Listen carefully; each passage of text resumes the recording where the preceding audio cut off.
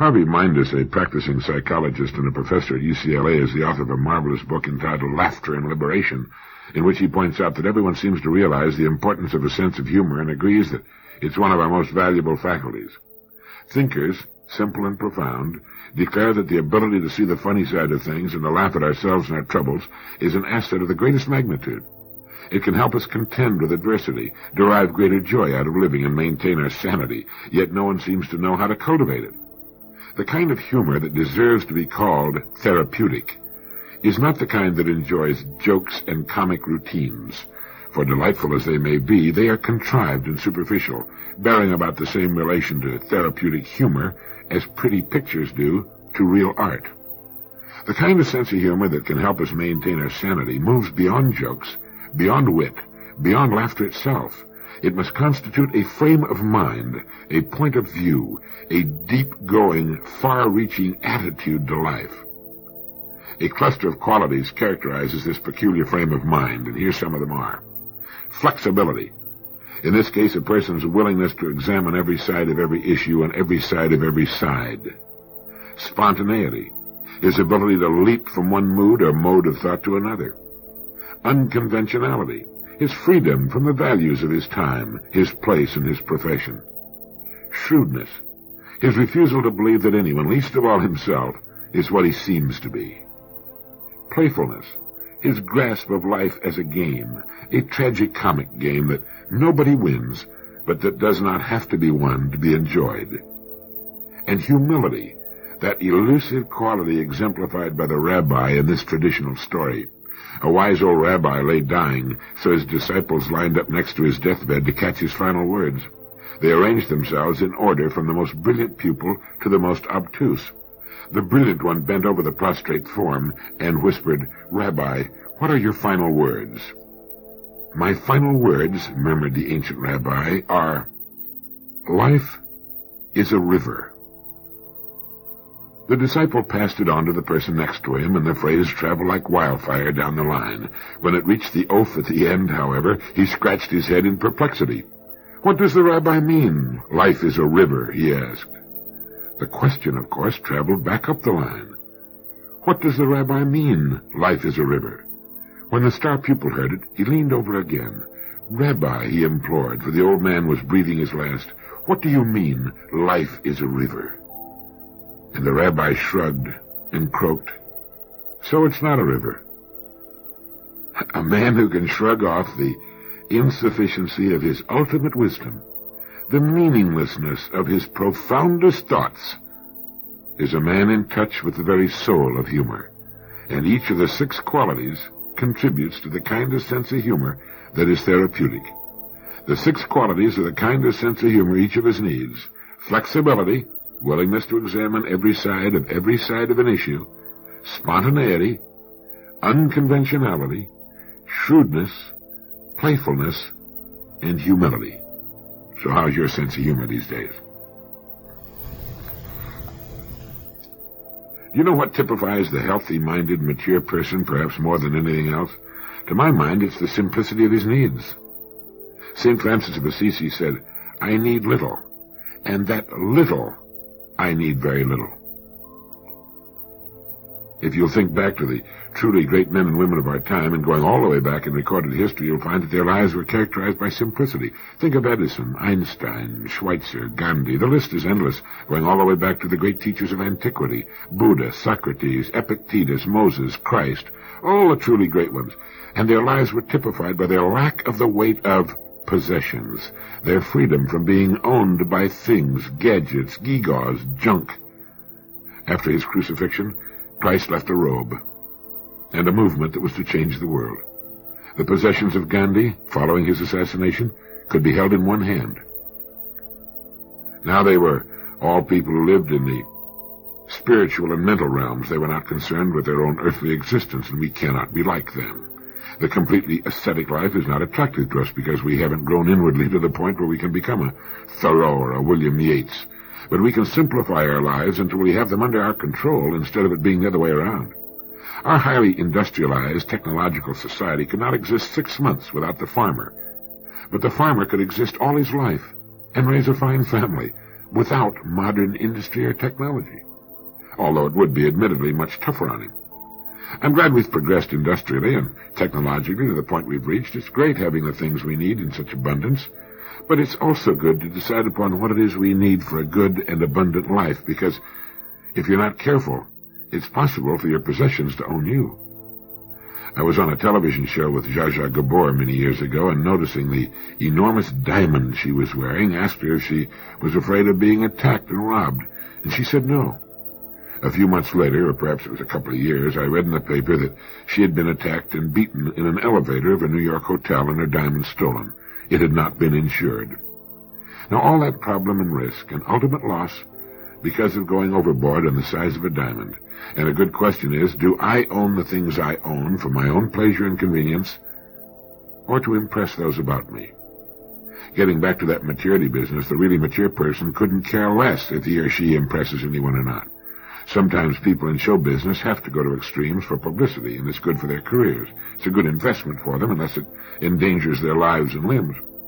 But if you're interested in making an assessment of your degree of maturity, look at the things you think are important in your life. The mature person carries his important possessions within. He or she isn't concerned too much about what others may think, nor does he or she need to make an impression on anyone. They see life in the world in a clearer, truer light. How many times have you heard a woman say, "Well, it's what they're wearing this year," which is another way of saying, "This is the current uniform," or "Whatever they wear, I will wear." And men are just as bad. If the style is drooping Jesse James gunfighter-type mustaches, you'll see them adorning male upper lips from Maine to California. You'll see them in your rear-view mirror of your car and all about you on the street. Whatever starts out as something new and different immediately becomes the commonplace. The desire to copy others is so deeply ingrained in the human organism as to be a constant source of amazement, until you remember the wise words of our friend Jose Ortega y Gasset. It is the natural state of man to find himself disoriented in his world. He is seeking orientation, a path to follow. And if others seem to know what they're doing or where they're going, well, he'll quickly get in line. Few people in our society are sufficiently mature, sufficiently wise, to go their own way regardless of the ebb and flow of fads and fashions. Few women have the kind of inner composure and are sure enough of what they like to pick their wardrobes from their own likes and dislikes and wear them, not in spite of the crowd, but in the simple, independent desire to wear those clothes that most please them. It isn't a matter of men or women, it's a matter of human beings who've never developed a way of their own in the world. It isn't that the independent, free person wants to be an iconoclast and stand out as a character in the crowd, just the opposite. He doesn't care if he stands out or not.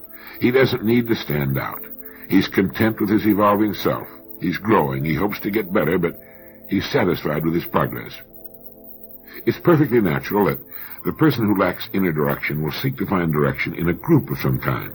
This is not to say we should not belong to organizations, only that we should try to find out what is important to us and go our own way, or perhaps I should say, grow our own way. I was rereading Dana's great classic, 2 years before the mast, and his description of California and its people back in the 1830s when it still belonged to Mexico, and of his fascinating adventures as an ordinary seaman. And he mentions that when the sailors on his ship got an occasional liberty, they would go to the nearest saloon, get thoroughly plastered, and finally be stripped of their possessions and tossed into the pokey, where they would have to be ransomed the next morning. Now, he found it curious that sailors saw how fast they could become unconscious on their rare opportunities to go ashore. He, on the other hand, explored the countryside, met and talked with the people, learned the Spanish language, and kept notes in a journal that was to someday become a world classic and do much to raise the standard of living and the pay of sailors everywhere. He was the one man on the ship that didn't go with the traditional conduct of sailors, and he's the one that accomplished something. To be great at anything is to be a nonconformist. Mark Twain once said, "Whenever you find yourself on the side of the majority, it's time to reform." It isn't a matter of going against the trends of the time, it's simply a matter of going your own way. Norman Cousins, in an editorial for the Saturday Review, observed, We have been concerned for some years with the lot of underprivileged people throughout the world, but we have yet to do anything for one of the most underprivileged of all, ourselves. We have more food than we can eat. We have more money per person than anywhere else in the world. With 6% of the population, we hold 80% of the wealth. We have bigger homes, bigger TV sets, bigger cars, bigger theaters, bigger schools. We have everything we need, in fact, except the most important thing of all, time to think and the habit of thought. We lack time for the one indispensable for safety of an individual or a nation. Thought is the basic energy in human history. Civilization is put together not by machines, but by thought. Similarly, man's uniqueness is represented not by his ability to make objects, but to sort them and relate them. Other animals practice communications. Only man has capacity for comprehension. Displace or eliminate thought, and the species itself has, well, as little claim on survival as the dinosaurs with their 4-foot skulls and the pea-sized brains. The impotence of the brute, alongside the power of the sage, is represented by thought. We seem to have no time for thought. The paradox, of course, is that we're busy doing nothing. Never before has so much leisure time been available to so many. Leisure hours now exceed working hours. But we have a genius for cluttering. We've somehow managed to persuade ourselves that we're too busy to think, too busy to read, too busy to look back, too busy to look ahead, too busy to understand that all our wealth and all our power are not enough to safeguard our future unless there's also a real understanding of the danger that threatens us and how to meet it. Thus, being busy is more than merely a national passion. It's a national excuse. The real question, however, concerns not the time or lack of it we provide for thought, but the value we place on thought. What standing does thoughtfulness enjoy in the community at large? What great works of contemporary literature assign importance to thought or make heroes of thoughtful men? Action, accumulation, diversion, these seem to be the great imperatives. We're so busy increasing the size and ornamentation of our personal kingdoms that we're unaware that no age in history has had as many loose props under it as our own. Interesting, isn't it? How much time do you spend in thought? How much attention to thought is paid in school, in the home, in your home? People yell that they want more. It's impossible to think with the mouth open, and as long as we live, we'll never learn anything of value when we're talking, or yelling, or demanding. What is needed, most assuredly, is more quiet, reflective, creative thinking. Lincoln once said, "The occasion is piled high with difficulty, and we must rise with the occasion. As our case is new, so we must think anew and act anew. We must disenthrall ourselves." On a national and individual basis, we need to define our priorities, organize them in the order of their importance, and attack them with creative thought, realizing that we need new solutions to new problems. We need to set aside a time each day for thought. I came across an interesting idea while reading in my office today. See what you think of it. What we have come to call the counterculture is actually an interlocking net of ideas for alternative living, different in crucial ways from the traditional middle class, and yet reflecting characteristically traditional aspirations. And this counterculture's progressively greater impact becomes a powerful motor for social change. Now, what it means is that the great changes in ideas of what constitutes a meaningful life are not so much an attempt to pull down the old traditional ways of living, but rather they are alternatives. They're experiments in alternatives, designed to find new and better ways of living in a more enlightened age. The key term today is alternatives, meaning articulated options beyond the realm of current practice. The younger people, often called the counterculture, are aware that the world they find themselves in today isn't going to win many prizes in the happiness and joy departments. It's a curious thing, but people were much happier in this country back in the 30s and 40s, even the 50s, than they seem to be today. Affluence has brought with it a pervasive dissatisfaction and irritability that didn't used to exist. Having more of the things they thought they wanted has not made people noticeably kinder, more unselfish, nor more cheerful than they used to be. In former days, it seemed as though everybody knew what he wanted. He knew what was important, what the priorities were, at least in his own life. Today, people appear to be rootless, drifting, aimless. They want more, but they don't seem willing to do more. Now, I'm not saying that all the ideas coming from the younger generation are good, but neither are they all bad just because they come from people under 25 or 30. The quotation I used earlier is from an interesting essay entitled Alternative Thinking by Richard Castellanos, which appeared in The Humanist and was adopted from his book Human Alternatives, published by Morrow. We will all certainly agree, I think, that we need some alternatives to war as a way of life, or rather death.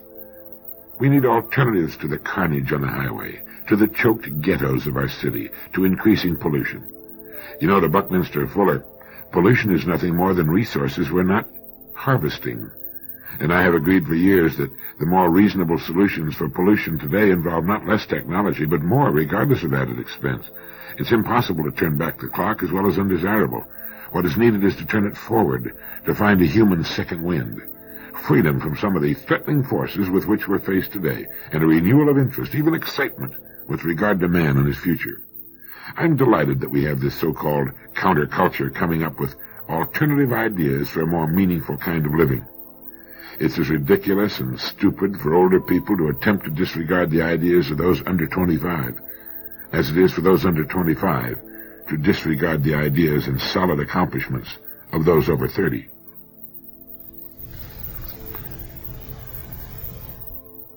Have you ever thought about the fact that 99% of our business dealings are with the lowest paid, least interested, and poorest trained people of an organization? We deal with the checkout people and the bag boy, the receptionist, the telephone operator of our company, and in our financial transactions with the person behind the counter. When something goes wrong with one of our appliances, we don't deal with the president of a company or other high-ranking official. We deal with the serviceman or woman, usually man, and in the case of our car, with the service manager and the mechanic. With the transportation company, well, it's the bus driver or the ticket taker. With the airlines, it's the reservation girl, the person behind the counter, or the stewardess. It's the same with virtually all of our myriad transactions. That's the way it has to be, of course, and for the most part, the people with whom we deal are fine people with a genuine interest in doing a good job.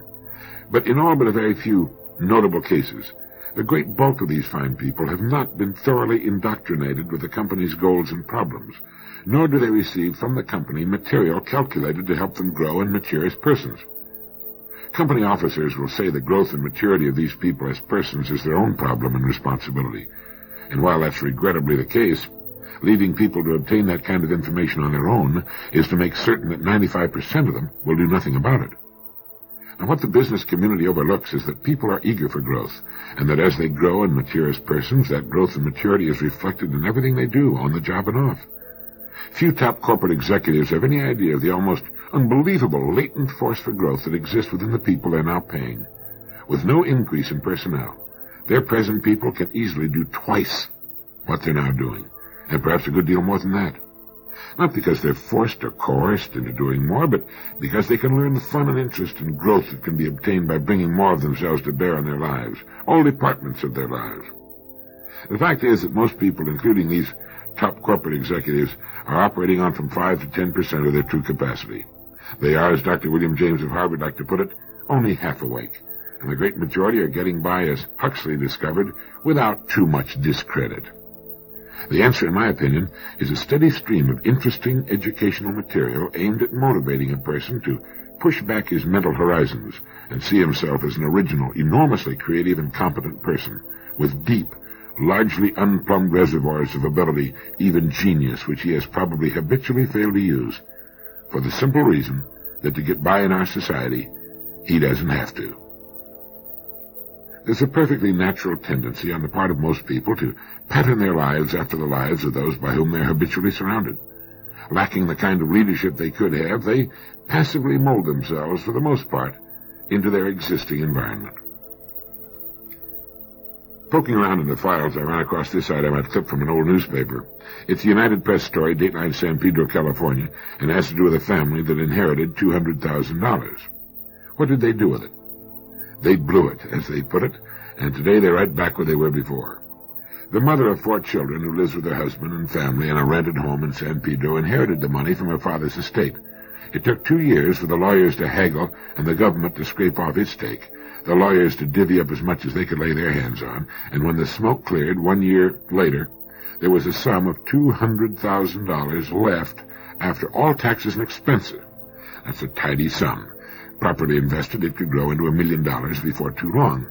But they managed to go through it in just 1 year. When asked how they managed to do it, the wife replied, well, we bought cars and motorcycles for the 2 boys and a truck and a $2,000 hi-fi with all the components and clothes, and we put a down payment on a house, and the girls and I all had our teeth kept, and I had my breasts lifted, and, oh yes, we bought ski equipment, and we traveled. We put 200,000 miles on one of the cars in 1 year, and we all saw psychiatrists. It seems all that money pulled the family right together, and they grimly went about the business of unloading it as fast as someone could think of something to buy, and it was only after the money was gone that the recriminations began. As the briefly rich daughter of the deceased put it, we started fighting. They kept saying, why didn't we spend it this way? Why did you spend it that way? But they were there to spend it. If she had it all to do over again, well, she said, if our family was smart, we would have bought a few luxuries and invested the rest of the money. But did she honestly believe they'd do it that way? Nope, she said, I'd do exactly the same thing I did. I'd blow it. Well, I hope they had fun. It's their business, their money. But the day may come when they're a bit older that they'll start hitting each other over the head for not putting at least some of that loot to pasture, to grow for those important retirement years. The father could have avoided his daughter and her husband going on that 1-year spree if he had left a will and the money in trust for them. It would also have avoided the legal fees and the Uncle Sam's big bucket, and probably would have grown to $500,000 or so, with plenty of money still going to the daughter and her family, who could have gradually spent much more money for many more things over a much longer period of time, and still ended up well-to-do in their retirement years. Well, let's make sure we have a will. An attorney will help us draw one up so that what we leave will be disposed of as we think it ought to be. After all, it's our estate. I noticed that she mentioned last that they all saw a psychiatrist. Maybe that was their mistake. Maybe they should have seen him first. But it was their money. And as she said, when it finally came, it really wore us out spending it. We were just exhausted. In his fine book, Embers of the Mind, Scott Buchanan wrote, imagination is the medium in which all things are done. And I think it was our old friend Henry Miller who said, imagination is everything. And to paraphrase Kant, your imagination is the condition for the possibility of experience. I don't think we've given enough thought or attention to the importance of imagination. Under certain circumstances, imagination is a torment. We imagine all manner of terrors in the dark of night, before a visit to the dentist or physician, or when we're called on the carpet.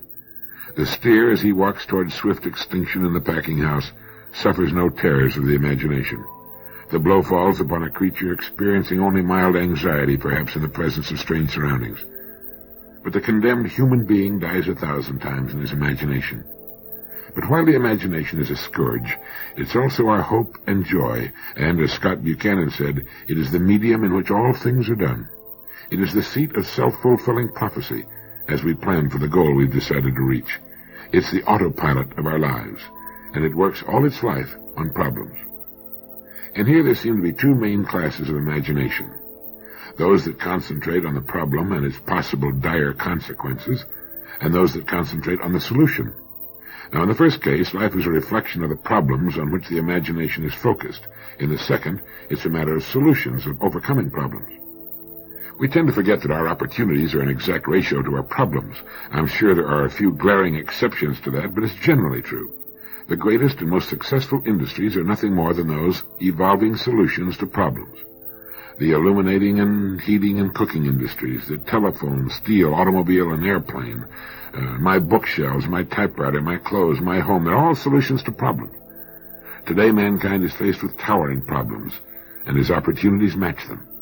Think of the hundreds of thousands of people who will one day be gainfully employed in the pollution control industry and in population control.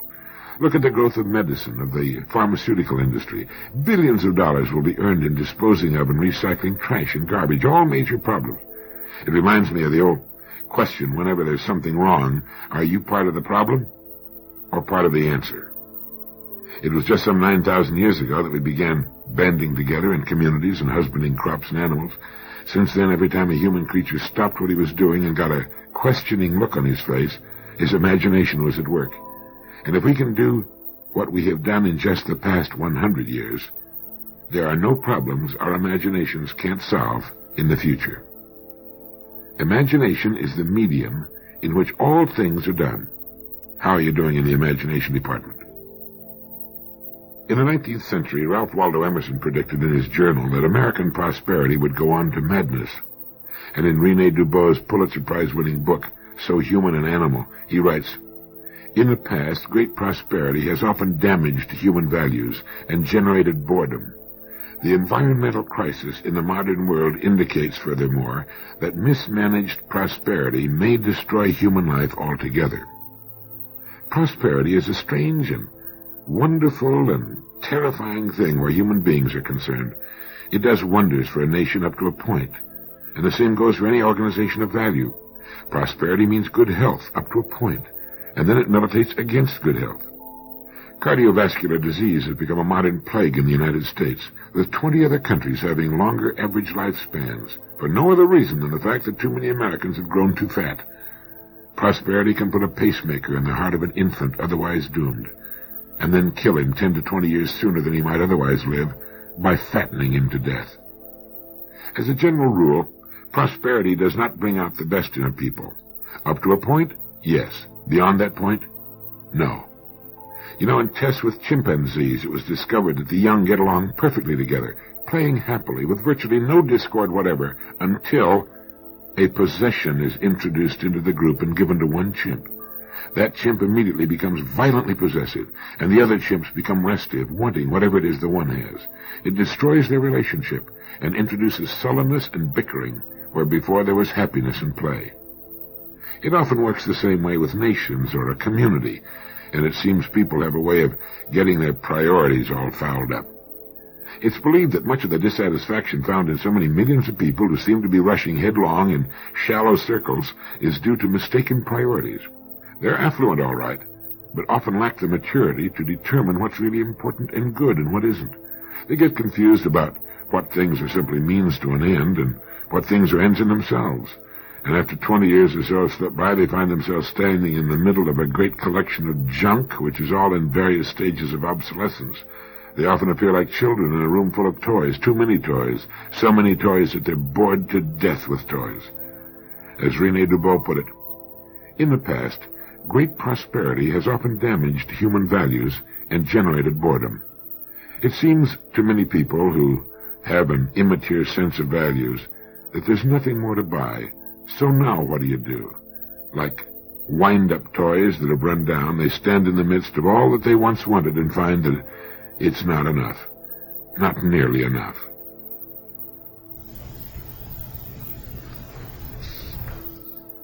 I want to share with you a letter written by a young lady, a senior at McLean High School. She writes, "I was raised as a virtually free American in Watts, a section of Los Angeles that has been called a slum by sightseers and a depressed area by sociologists. As a child, I never noticed. We had an overabundance of unsightly tenements, smelly pool rooms, dirty streets, and flying garbage, yet I never felt underprivileged, depressed, or deprived. To outsiders, my environment might have appeared to be miserable, but in all honesty, I must say that I was not aware of this. I can be considered fortunate because poverty never destroyed or even damaged my ideas or standards. Sociologists would probably label me as the privileged poor, and indeed I am privileged. But poor, I am not. Henry Ward Beecher once said, 'No man can judge whether he is rich or poor by turning to his ledger. It is the heart that makes men rich.